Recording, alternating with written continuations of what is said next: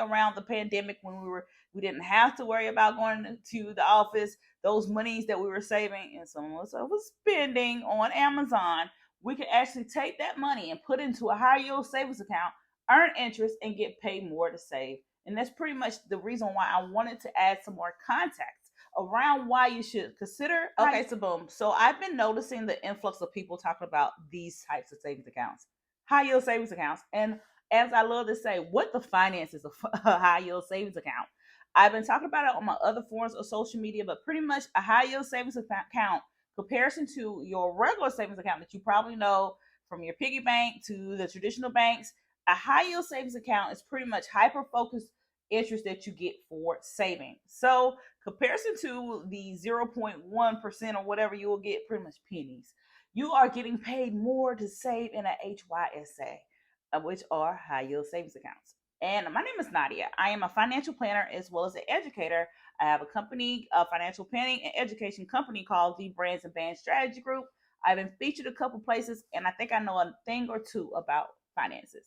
So, bringing you back to the Zoom around high yield savings accounts with the people wondering around the pandemic when we didn't have to worry about going to the office, those monies that we were saving and some of us was spending on Amazon, we could actually take that money and put into a high yield savings account, earn interest, and get paid more to save. And that's pretty much the reason why I wanted to add some more context around why you should consider high yield savings accounts for your saving strategy, utilize them, and also what to look for while building out your savings.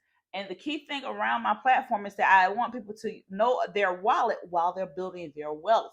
No matter how your wealth looks to you now, in a couple of years, or down the line. So, when it comes to a high yield savings account, it's the same thing as a regular savings account that you may have, but you're getting paid interest. You've probably been seeing a lot of people flash around. I have a 5.0 APY. APY is pretty much what you're paid. APR is pretty much what you pay to borrow money. Keep that context in mind. So the thing around it is that when it comes to understanding what a high yield savings account is, the more you pay, the more you save. You automate or put money into that savings account, no matter if it's for an emergency fund, no matter if it's for a down payment, no matter if it's just for a splurge. We're going to talk about the splurge in a few minutes. But the thing around high yield savings accounts is that they're amazing savings vehicles. And throughout the time that we've seen in the pandemic, as well as the press that we've gotten around the Federal Reserve during their interest rate hikes, a lot of people have been hyper focused and talking about what are high yield savings accounts. I need to start saving in a high yield savings account. Do people understand what high yield savings accounts are? And I wanted to create this video to answer that question more accurately for you. The thing around it is that when it comes to the traditional savings accounts that we know and love and have utilized, you're not being paid enough. We see where Wells Fargo, Bank of America, any traditional bank, when they have a savings account, oftentimes you're getting paid pennies on the dollar, but also you have to have a minimum deposit to actually open that account. And then you'll probably notice monthly fees that you'll get whenever they move those transactions around. So the key around high yield savings accounts when it comes to the comparison of a traditional savings account is that, of course, you get paid more to save, you have the convenience, and then you can actually see the growth. All right, so when it comes to the basic principles around high yield savings accounts, the HYSA, you're paying more to save. The next one is that when it comes to withdrawing funds, this is a thing that a lot of people do not talk about when it comes to high yield savings accounts, is comparison to the traditional savings accounts that you may have, which are most of the time connected to your checking account. There's always going to be a little bit of a lag time when it comes to moving that money from your high yield savings account to your checking account. It's not really that bad. If you can maneuver to wait 48 hours, 72 hours for that money to move, it used to be longer than that. If you can wait for that money to move from your high yield savings account over to your regular savings account, these accounts are amazing for you. But honestly, if you think about the APY, it's honestly what people are looking for when it comes to high yield savings accounts.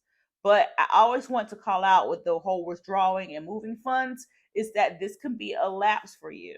And when it comes to that, the only thing you have to do is say, okay, if I'm saving for this thing Here's the account that I have it for, and this is what I anticipate that I'm going to move it whenever I need it.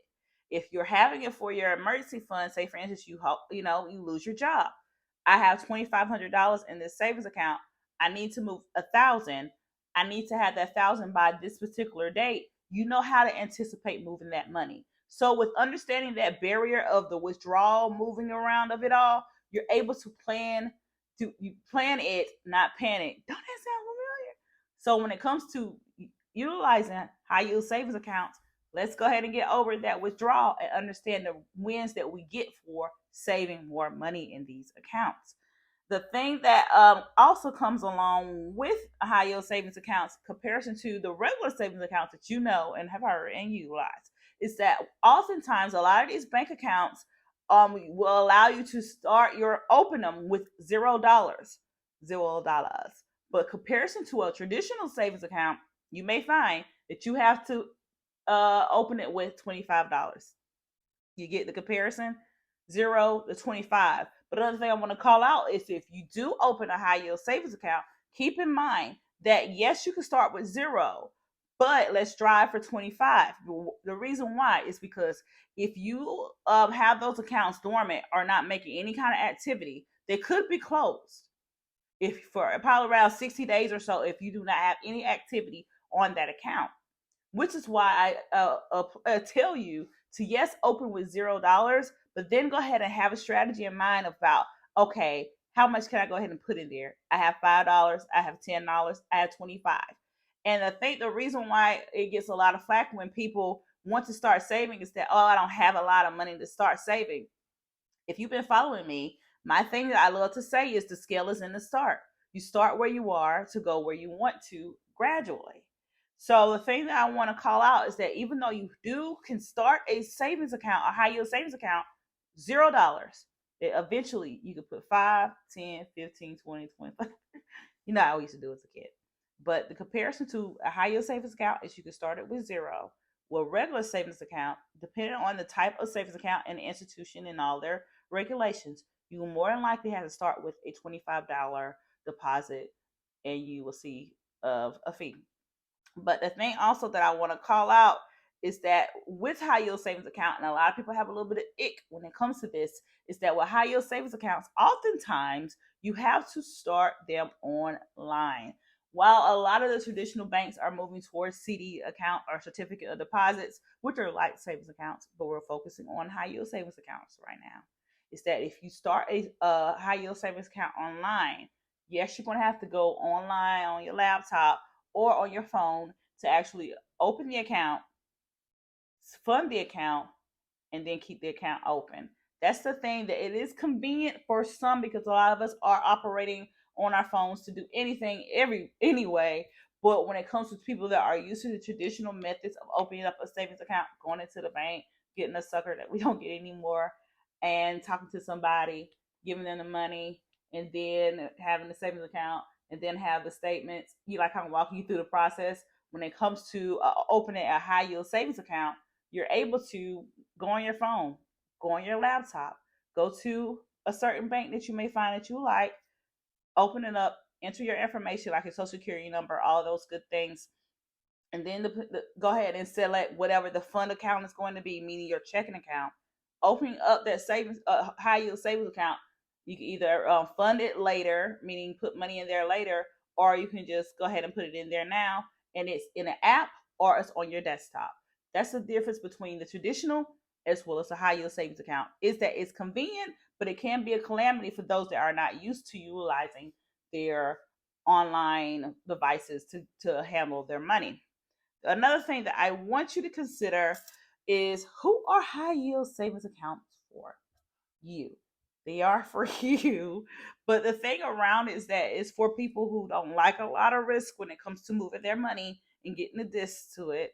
And it's also good for establishing different savings goals. And rather your savings goal is to save for emergency or for save for a down payment or to save for a Louis Vuitton or anything of that nature, that these type of accounts will allow you to set small goals, automate, align, and then accumulate over time. So if you're no matter if you're starting your savings journey or you want to save for a down payment, a high yield savings account is for you. It's for anybody, no matter the tax bracket. And the thing that I love to say is, yes, they are low risk, but when you think about risk, just understanding how much resistance do you have to anything going wrong. That's what I want you to keep in mind when it comes to understanding risk tolerance. We'll talk about that later. But the thing of it is these types of accounts are good no matter for emergency funds or any savings goals that you will have through your personal finance journey. When you hit that goal, move the money to whatever you need it for, but go back to that savings account or high yield savings account and get it moving again. That's the thing that is very important with them, is that the whole thing, a notion around saving money is to give it a dollar a job. But like I talked about on this tweet a couple of days ago, is that a lot of people have these savings challenges, but they don't talk about where you're saving. No matter if you're saving into an envelope, a shoebox, that if you're not utilizing high yield savings accounts, you're actually losing money. So, what are some of the things you should look for in a high yield savings account? Of course, the interest rate, or the APY.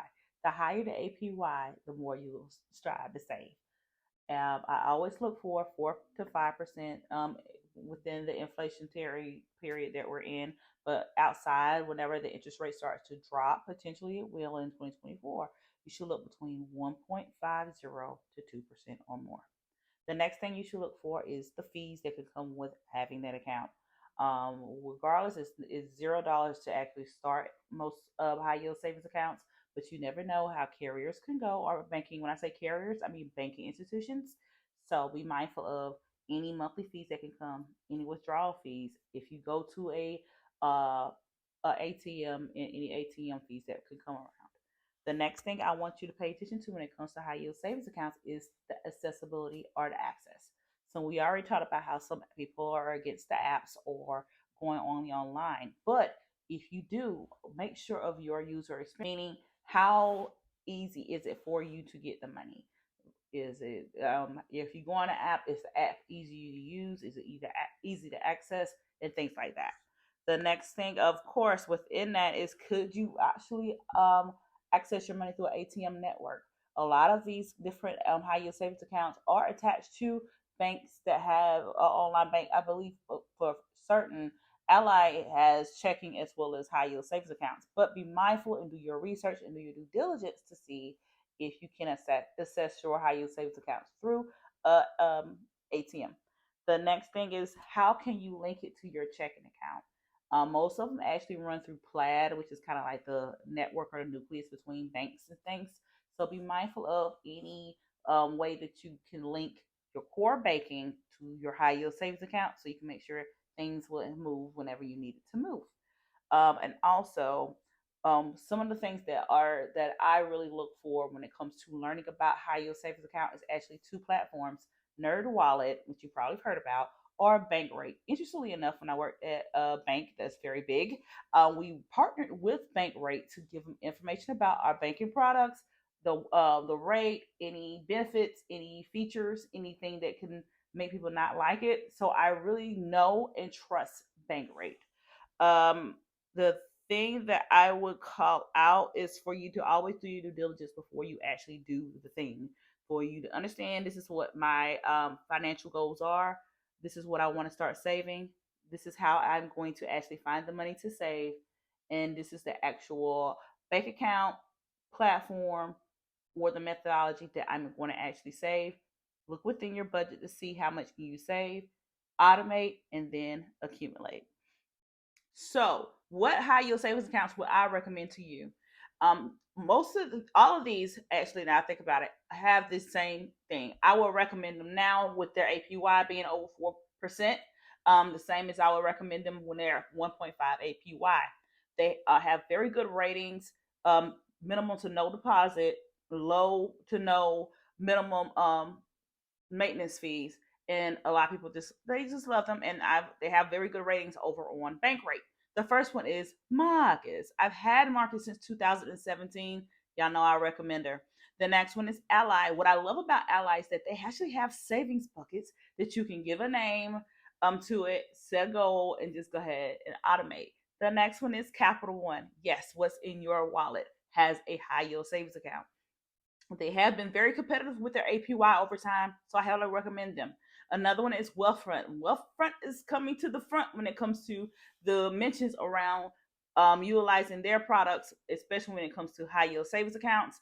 The next one is American Express. Yes, that American Express that everyone has coveted as the car that you get. You can actually have a high yield savings account with them. So all of them, like I said, they have great APYs no matter now or when if it goes down, which now we see the Federal Reserve is going to have a couple of cuts, happening in 2024, which potentially could make the APY on these high yield savings accounts come down around mid-year. So these that I just listed to you, I would still recommend. So go ahead and start saving now. We don't know how the APY is going to fly in 2024. Still, even if they cut them, go ahead and start stacking. So let's recap this video. So the first thing about high yield savings accounts you already should know, the reason why they are so attractive and people are flocking to them is because of the APY. The more you're saved, the more you're paid. And they are good for short-term savings goals, medium-term savings goals, or long-term savings goals, or like I said, mid-grade, long-term. Anyway, like gas. But the thing around them are still good for emergency funds, spurgeon funds, or anything of that nature. And they are low-risk savings accounts. Like I said, we'll talk about it in another video around other different savings vehicles that you should look for. But I have been recommending high yield savings accounts since I have started being a content creator, financial planner, all of the above. But let's go through the next one. The next one is that they're easy to open and manage because you can utilize your phone, your desktop, an app. I know it's an app for that.